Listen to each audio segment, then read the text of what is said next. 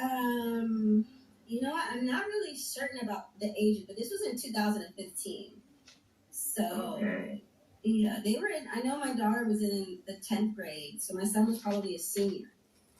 So it was around 14, 15, and 16, around those ages. Yes. Mm-hmm. Okay. Yeah. Wow, that had to have been a traumatic experience. Oh, So, man.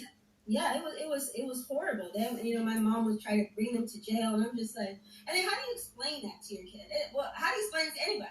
When I was in jail, this is a crazy story, but I don't know if people know this either. So, in the jail, and I'm not sure if this is for all jails, but in the jail, the county jail in California, when I first went to jail, I was with, I would say maybe like 60% black and maybe like 40% Hispanic.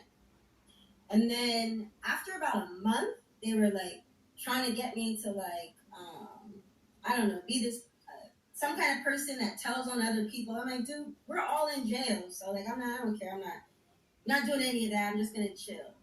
And so anyway, so they're like, well, we're gonna move you to this better unit. And so when I was in that first jail part, like I said, I was 60% black, 40% Hispanic. We were literally in our cells 23 hours out of the day, and we only got to leave out of our cells for an hour, 30 minutes for like breakfast, 30 minutes for a shower and dinner, and that was it. Well, then I get moved to this other jail, and I learned how to twerk. Like we had hip hop classes. I learned how to paint. I was never in my cell. Played dominoes. Watched all the new movies. Actually, I was teaching at the time, so I actually taught all these women how to do math and like so a completely different part of the jail. Like they even have jail segregated. So the new part of the jail that I went to was maybe 5% black, 5% Hispanic, and the rest white. dang. Wow, that sounds like you went to a resort. Right? In the same jail. Literally like walked like 200 yards down the hallway. The exact same jail.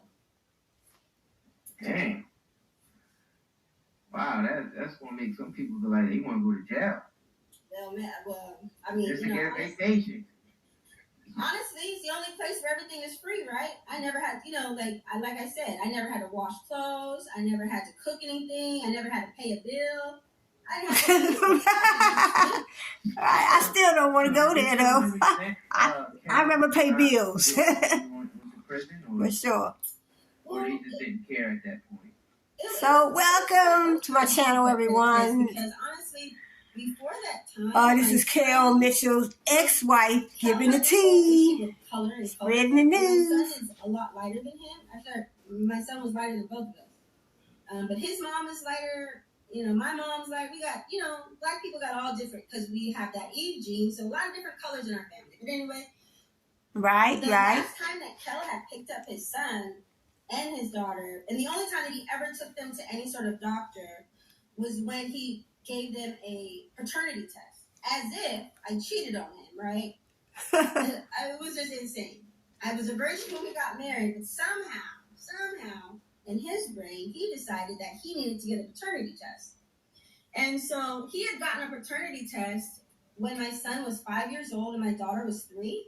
So from the time that my son and daughter were 3 and 5 years old, he got a paternity test. The paternity test proved that he was the father. He never told them that, right? So the entire time that he didn't see them for like 7 years, my son thought that Kel wasn't his dad. Wow. Yeah. Yeah, Kel did mention something about that. He thought that your first child that you aborted or whatever wasn't his child.